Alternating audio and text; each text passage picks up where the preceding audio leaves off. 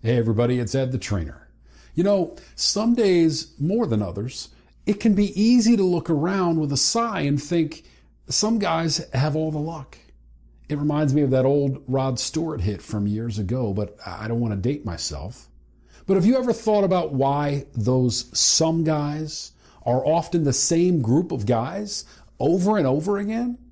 Is it really always just dumb luck, or is there some truth to that old adage, the harder you work, the luckier you get? That's what this week's special guest and I will talk about next on the St. Patrick's Day edition of Tips on Tuesday.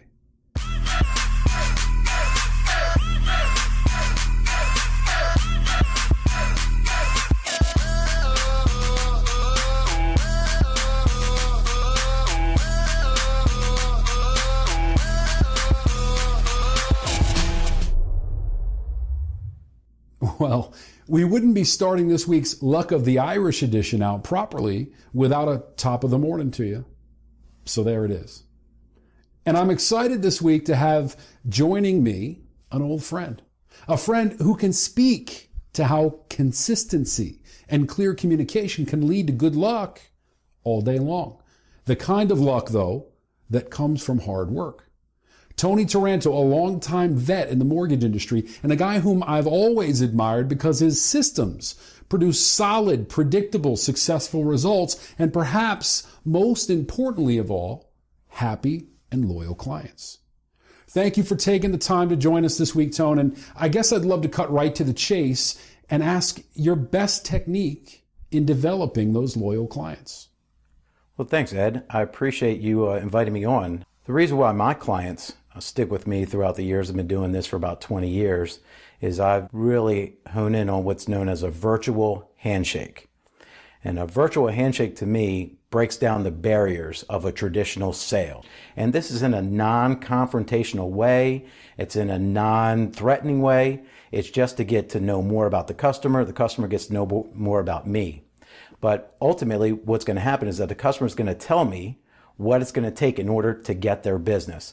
And once we discover what that item is, or those items, or those goals and aspirations, I then will rephrase it back to them and actually say to them, Mr. Customer, if I'm able to deliver X, Y, and Z, would there be anything else preventing you from taking the step of moving forward? So that initial ultimate contract, as you call it, it helps you to deliver cleanly. In other words, because the objections have been clearly identified already, you're not running from those no's.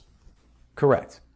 You know, we always get scared because the last thing you want to hear is a no from a customer after you've just ran around and you thought you found the right product for the customer or you found the right item that they wanted. But ultimately, that wasn't exactly what they wanted up front. So if you get that information, well, that wasn't my idea. That was the customer with that they stated that they needed up front.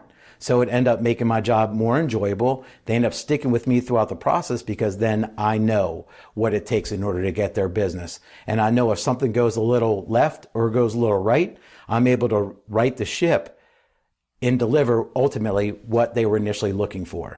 So Tony, talk to me about the position this creates for you in that rare event a client develops cold feet. In other words, if they told you, yes, I'll move forward if you can deliver, it seems to me that the usual adversarial conflict, if they want to back out, can be avoided because of the work you put in early. Sure. That's a great follow-up, Ed. I'm going back to the initial foundation that we established with the customer. If they give me pushback is a natural reaction in sales. Nobody wants to be sold on anything. That's why this process is not hardcore sales. This is a conversation that I get very little pushback on because I haven't sold them on anything. I've just delivered what they initially asked for. So Tone, if someone wanted to try this today, what's the one most important thing you'd say to remember? Sure. Great. What I would like to leave everybody with is this piece. If I could, would you? That is the key sentence that needs to be put into every sales interaction. If I could, would you? And without that question being answered, there's no point in moving forward, because we're going to end up spinning our wheels and kind of praying that the sale will go through. But in this case, if I could, would you? That ends up becoming an entryway, an expressway to the first step in closing a sale and enjoying the sales cycle in general. That's awesome, Tony.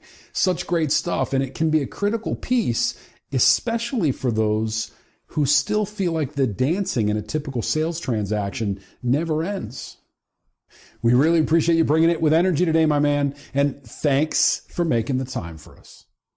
Thanks, Ed, for the invite. I really appreciate being part of Tips on Tuesday, and I hope everyone has a great day today. So again, as you can see, clear and consistent communication leads to good results. When you're able to practice those habits over and over, the likelihood is there's a pot of gold at the end of that rainbow. So it's a St. Patty's Day question of the week. What is the city of Chicago best known for as part of its celebration of St. Patty's Day? Leave your answers below in the comments just below me, and we'll randomly select the best of the answers at the end of business today. Also, don't forget, if you've yet to subscribe, make a quick click just below as well. Thanks for spending a couple of minutes with me today, guys. I hope you have a great week, and we'll see you soon.